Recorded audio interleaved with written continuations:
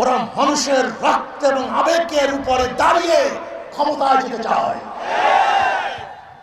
আমাদের রক্ত, আমাদের লাশকে ওরা ক্ষমতার সিঁড়ি হিসেবে ব্যবহার করতে চায়।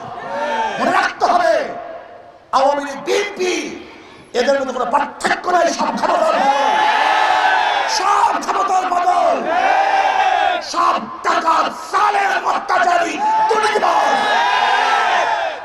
আজকে বিএনপি বক্তব্য শুনলে আশ্চর্য হয়ে যায়।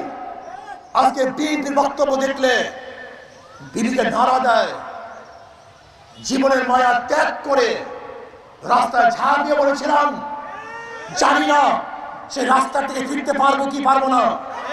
আজকে আমাদের আবেগ, আমাদের বিবেক, আমাদের রক্ত, আমাদের ত্যাগ, আমাদের আন্দোলন, আমাদের শ্রম নিয়ে যদি বিএনপি সিনেমা খেলতে চায়, এদেশের মানুষ ওদের রক্ষা করবে না। ওদের বিচারের কাজ করবে ইনশাআল্লাহ। এত ক্ষমতার পাগল হয়ে গেছো, ক্ষমতার পাগল হয়ে গেছো, তোমাদের ক্ষমতায় যেতেই হবে। মনে রাখবো, এদেশের পাবলিক, এদেশের জনগণ তারা ক্ষমতায় যেতে চায় না, তারা স্বাধীনভাবে বাঁচতে চায়। তারা ক্ষুধার্ত চায় না, মোটা খেতে চায়। তোমাদের মতো রক্তের উপর দাঁড়িয়ে মার্সিডিজ গাড়িতে চলতে চায় না। তারা সামান্যভাবে বাংলাদেশে হাঁটতে চায়। তোমাদের মতো প্রসাদে থাকতে চায় না।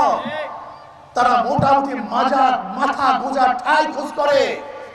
তোমাদের মতো হাজারো বস্ত্র পরিধান করতে চায় না। পুড়ে দিয়েছিলেন, গুলি করে আমাদের কর্মী হত্যা করছিলেন, আমাদেরকে পিটাইয়ে রাখছিলেন না।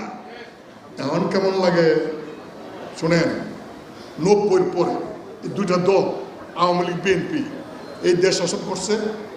দুইটা দলের ক্যারেক্টার এক, রাজনৈতিক ভাবে তাদের বক্তব্য পার্থক্য আছে, কিন্তু ক্ষমতা দেওয়ার পর যা যা আওয়ামী লীগ করে তা তা বিএনপি করছে। যা যা বিএনপি গেলে ক্ষমতা গিয়া প্রথম হইলো বিরোধী দলে পিটাইছে, তারপরে হলো সবকিছু দলীয়করণ করছে, তারপরে লুটপাট করছে, তারপরে হলো পাচার করছে, তারপরে হলো বুথ ছাড়া ইলেকশন করছে।